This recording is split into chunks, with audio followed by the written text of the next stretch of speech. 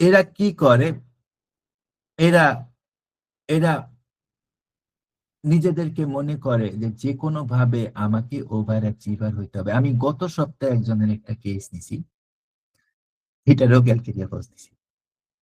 গত সপ্তাহে একটা কেস নিছি, থিম বললেই বুঝবেন, কেস ডিটেল বলতে বলার দরকার নেই, সময় চলে যাবে অনেক। ইন্টারমিডিয়েটে এই মেয়েটা সিজিপিএ 5, মানে গোল্ডেন 5 টাইপ কিছু একটা পাইছে, যেটা হাইয়েস্ট হয়, এবং অত্যন্ত ভালো মার্ক পাইছে। এবং এই মেয়েটার আহ ইচ্ছা ছিল ঢাকা ইউনিভার্সিটির আইবিএ তে সে ঢুকবে, এবং তার বাবা মার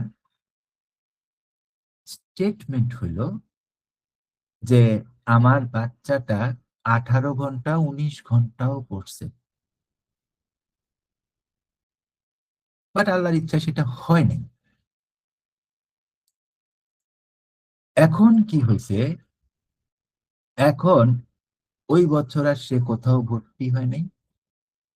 পরের বছর আইসা সে যখন ভর্তি পরীক্ষা দিতে আসছে, তখন তার জগন্নাথ কলেজেও হয় নাই।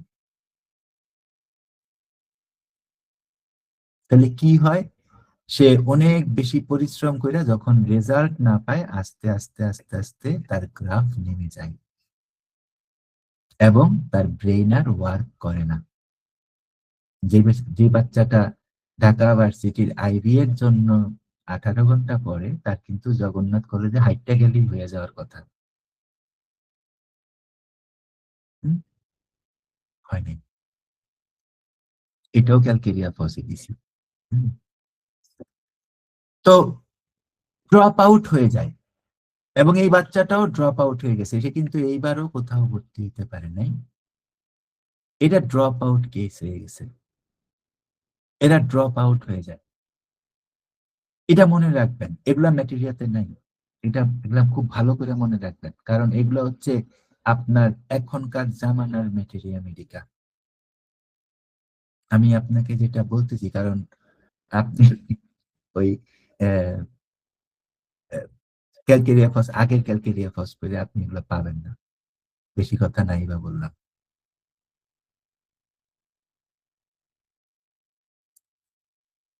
ক্যালকেরিয়া ফসের রুগীরা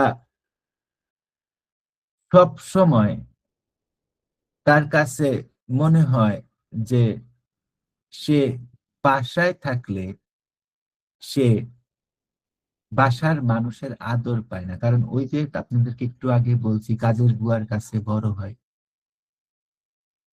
তো ওর মধ্যে একটা একটা চক্রাকার প্রবলেম আছে। রুব্রিকটা হচ্ছে অত্যন্ত important rubric, home desire to go and when they are desire to go out.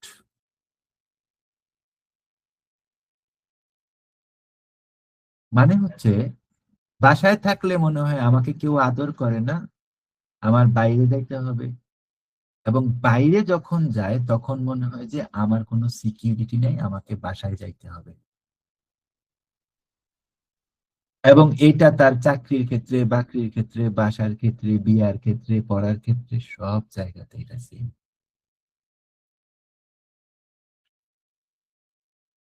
সব জায়গাতে এটা সেম।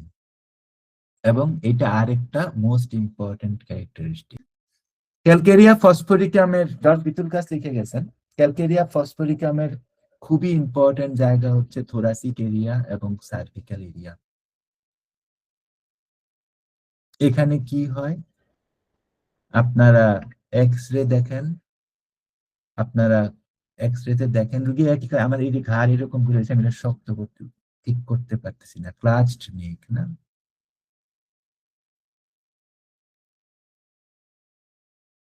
এক্স রেতে কি দেখেন, ক্যালকেরিয়া ফসফরিকামের হাড্ডির এক্স রেতে কি পাওয়া যায়, অস্টিওফাইটস।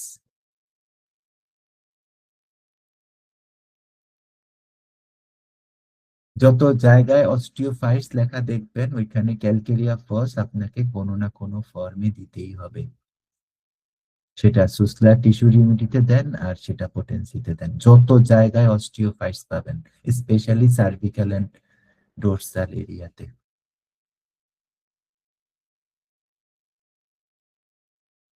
অস্টিওফাইটস,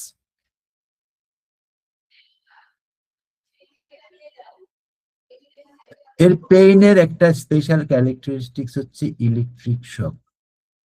এবং ইলেকট্রিক শকটা কিসের মতো, ভালো করে শুনেন, ইলেকট্রিক শকটা কিসের মতো, বারবেরিসের মতো। বারবেরিসের ইলেকট্রিক শক কেমন, উপরে নিচে, ডাইনে বামে।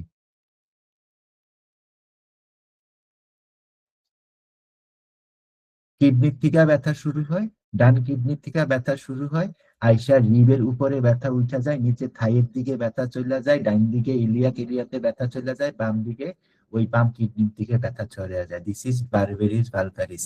সব সময় মনে রাখবেন ক্যালকেরিয়া ফসের ইলেকট্রিক শকের পেইনটা এক্স্যাক্টলি এরকম।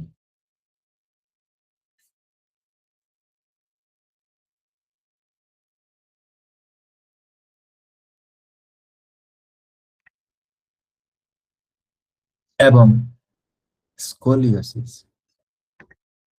সো স্কোলিওসিস কি হয়, স্কোলিওসিসে কি হয়, স্কোলিওসিসে লিগামেন্ট এবং টেন্ডনের ইলাস্টিসিটিটা নষ্ট হয়ে যায়, স্পাইনের অ্যালাইনমেন্টটা নষ্ট হয়ে যায়, স্পাইনাল কার্ভেচার হয়ে যায় না। হ্যাঁ? এবং স্পেশালি কাদের হয়, গ্রোয়িং বাচ্চাদের হয়, গ্রোয়িং চিলড্রেন যারা তাদের হয়। দেখা যাবে যে বাচ্চার ভিটামিন ডি ডিফিসিয়েন্সি ছিল, কারণ ক্যালসিয়াম এবং ফসফরাস কখনোই ভিটামিন ডি ডিফিসিয়েন্সি থাকলে বডিতে স্টোর হবে না।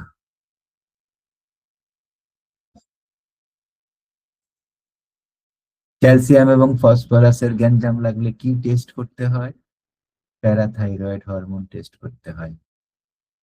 ক্লিনিক্যালি ভালো থাকতে হবে, ক্লিনিক্যালি যেটা যতটুকু জানার খুব জানতে হবে। কিন্তু সারাদিন ডেভিডসন নিয়ে পড়ে থাকলে হোমিওপ্যাথি করাটা কঠিন হয়ে যাবে, তখন আবার মেডিসিন আসবে না। বুঝতেছেন না?